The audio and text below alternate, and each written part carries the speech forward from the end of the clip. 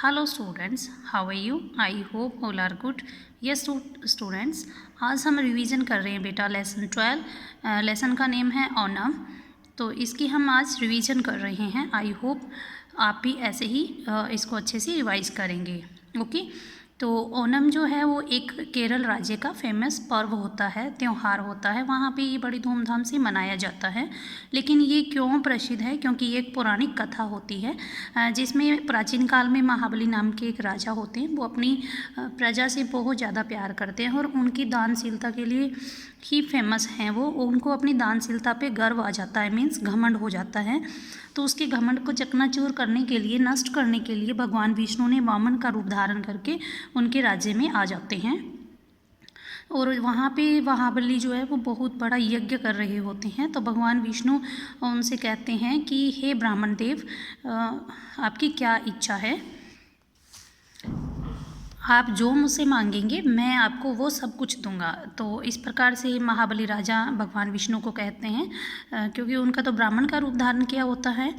तो भगवान विष्णु जो है वो उनसे 3 पग भूमि मांगते होते हैं। 3 पग मीन्स 3 कदम।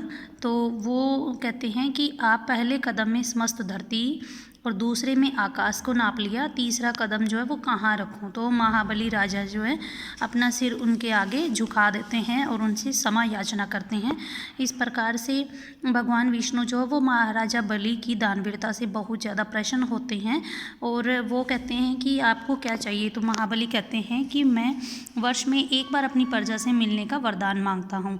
कहा जाता है कि तभी से महाराजा बलि जो है, महाबली प्रति वर्ष जो है वो अपनी प्रजा से मिलने के लिए आते हैं। इस प्रकार से केरल में जो ये ओणम का त्यौहार है, ये दिवाली के जैसे ही मनाया जाता है। लोग घरों की सफाइयाँ करते हैं। रात्रि में जो है वो पोकलम के पास दीपक रखकर उसकी पूजा की जाती है। और इस अवसर पे अनेक प्रकार की जो है वो नदियों और समुद्रों के पास रहने वाले लोग जो है वो नौका दौड़ भी करते हैं।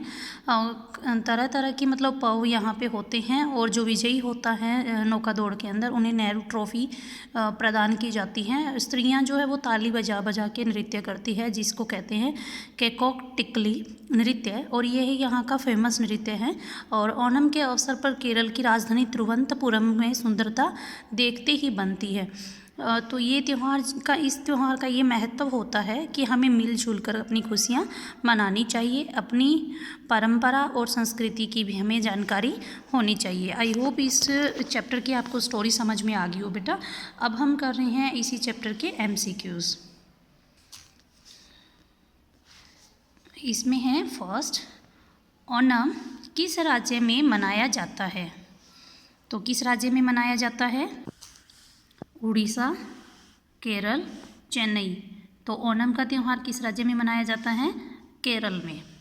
वामन वेशधारी ब्राह्मण विष्णु ने महाबली से क्या मांगा? 3 पग भूमि, 2 पग भूमि, 4 पग भूमि। तो क्या मांगा था? 3 पग भूमि। केरल की राजधानी का नाम बताइए। तिरुवनंतपुरम या तिरुवनंतपुरम? तो क्या होगा? तिरुवनंतपुरम। महाबली कौन थे? राजा, रानी, विष्णु? तो कौन थे? राजा। भगवान विष्णु ने पाठ के अनुसार कौन सा अवतार धारण किया था? वामन, प्यार, दानशीलता? वामन का रूप धारण किया था।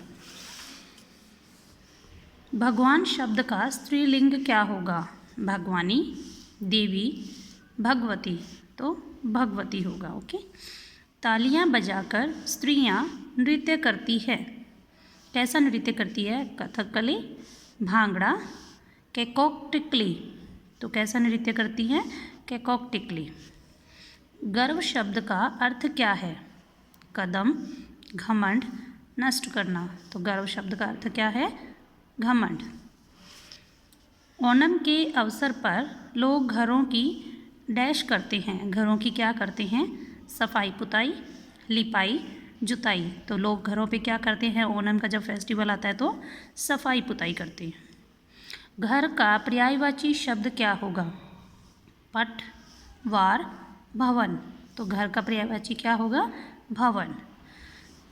ओके स्टूडेंट्स, तो ये थे हमारे MCQs क्वेश्चंस जो आपने अच्छे से लर्न भी करना है। Okay, thank you, have a nice day.